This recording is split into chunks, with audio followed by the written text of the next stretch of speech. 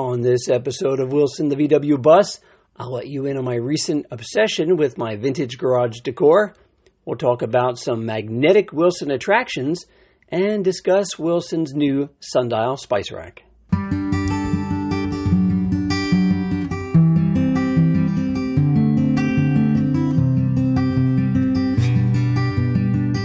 Welcome back to the Wilson the VW Bus podcast. It's me, Joe. And I know that the first episode of Season 5 was a bit brief, but I'm just getting used to doing this podcasting stuff again, so bear with me. I am back to talk to you all again today about more Volkswagen bus stuff. Now, I know that I said I didn't have much going on with Wilson this past winter, but there were a couple of little things that might be worth mentioning for the podcast. The first of which is that for Christmas, I did receive a fun little gift from my family for Wilson, and that was a slow-moving vehicle magnetic sign from brownbuses.com to attach to the back hatch of Wilson.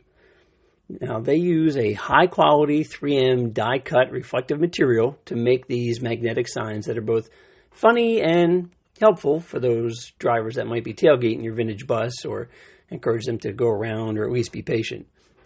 Brown's Buses is a family business that was born out of their love for Volkswagens. Tony and Sarah can often be found cruising with their buses and their two young daughters, and they began selling these signs at local shows and on the Samba. But now they've shipped magnets all over the world. Although their business started with just 2 magnet styles, they now have over a dozen, and also in several different languages. Tony enjoys driving his 1960 15-window bus, and Sarah loves cruising in her 59-panel bus. The Browns also started a local club, the Utah Transporter Association, and Tony and Sarah help organize the Utah VW Classic that's held every year in September, as well as their annual Christmas charity called Bussin' for Santa.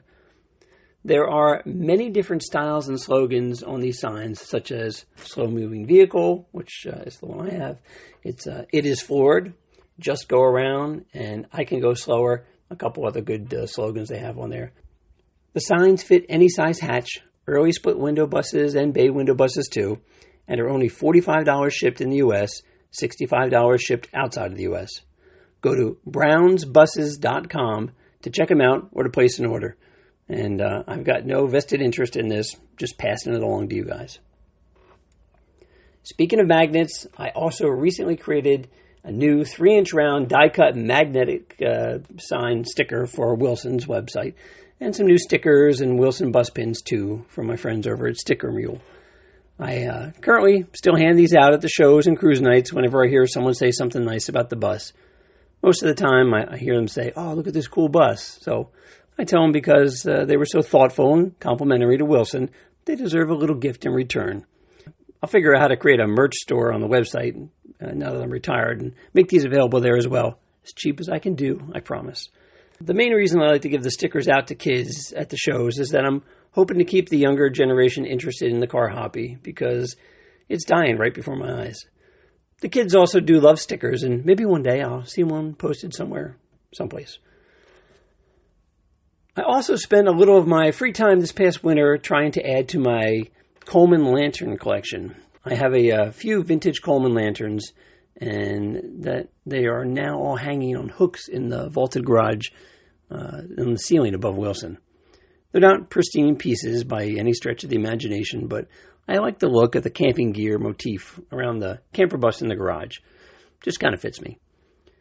I probably spent more in gas driving around and picking these lanterns up than I actually did purchasing them.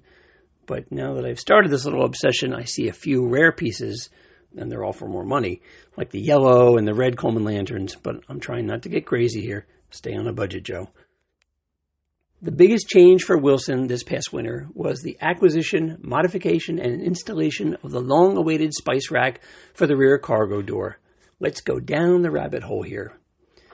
2 years ago, when I first went to Flanders for the camping weekend, I met a guy named Steve who owns a beautifully restored VW Sundial camper bus.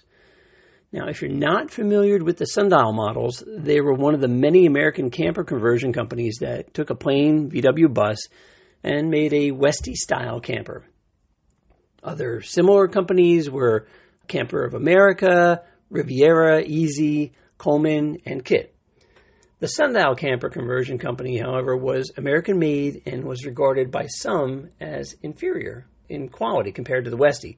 But it is the most popular of the few American camper conversion companies that were out there making vans into campers. I read that possibly the pride in American work and the American love for the underdog make the Sundial as popular as it is. But being the most well-known American camper conversion, many people mistakenly call their camper VWs Sundials in the U.S. Steve's was a stunning green tin-top camper and a real Sundial. And if you saw this bus, you would feel that nothing was inferior on it. I mean, it is a sweet camper bus. He didn't know me. He just met me out of the blue, and he offered me any of the old interior pieces that he had over 2 years ago when I met him. So I took down his phone number, and I was going to call him right after the camping weekend, and then I promptly misplaced his number. But I did find it, and when I ran into him again, he said he still had the Sundial's camper spice rack for me, and that's what I was most interested in. So I called him out of the blue on a cold winter's day, and he said if I drove out to Pennsylvania, I could have the spice rack for free. And in all fairness, he had removed the aluminum trim pieces that are on the top and the sides when he recreated his new spice rack for his bus. But the Sundial spice rack is as rare as hen's teeth, so trying to find one or even a photo of one online is near impossible. So my wife and I took a little trip out to Pennsylvania on a Saturday, grabbed the spice rack, and then headed home to work out the restoration and installation of the part. The wood was in decent shape, other than the need for some sanding and polyurethane, and I knew that I needed to recreate that aluminum trim for the top and the sides. First thing I did, however, was to mock up the piece on the door and see how it would fit. The Sundial spice rack has a door that hinges on the bottom, which I thought was a bit strange. When Steve remade his from this unit as a template, he hinged his new one on the side, so I figured I would probably do the same thing. I didn't have the hinges, but I had a bunch of the other parts that went with it. But when I had the spice rack on the door and then shut the door, there was not enough clearance between the cabinet and the rock and roll bed when the bed was extended into the sleeping position. I knew that I had to trim down the width in order to make it fit. Then I also got thinking about the door. If I installed the door on the cabinet and I wanted to access anything inside the spice rack while I was in the bus at night, like a snack, I would have to open both doors of the cargo bus and step outside to open the cabinet door to get what I wanted. That's a serious hindrance to late night snacking, so nope, that door was staying off. I kept the door, I put it up in the attic, but I wasn't putting it back on the cabinet. I took the entire cabinet apart and then cut down the side pieces by 1.5 inches and reassembled the whole thing. I used a few pieces of the wood-styled vinyl laminate to cover the shelves as a liner so it all matches the rest of Wilson's interior, and added a few coats of my matte polyurethane to all the pieces. The aluminum trim was actually pretty easy to recreate from the photos that I already had from Steve's bus, and by cutting a little 90-degree triangle from the inside corners, they made a near-perfect part. The original top had 3 holes for holding cups, but now that I narrowed it down, the original top could not be used, so I made a new top from a piece of nice plywood and attached the trim and then secured it to the rack with some small hinges. It took me a couple of tries to get the hinges right, but now instead of a cup holder, I have a secret compartment to hold my stuff. I currently have my incense stick holder, a lighter, a pen, a few Wilson pins, I think, in there now. I also stored my VW mugs, some Jiffy Pop, aka the redneck fire alarm, and some trinkets on the shelves for now. But I am searching for some vintage snack containers that would be a perfect fit. I'll be heading out to a few estate sales this summer, possibly some thrift stores for those. If you want to see the new Sundial Spice Rack, head on over to the Wilson the VW Bus Instagram page. That's about all I have for this episode. Thanks for joining me today. And make sure to come back next time when we can talk about the work being done to Connor's 1962 VW Bug. Peace.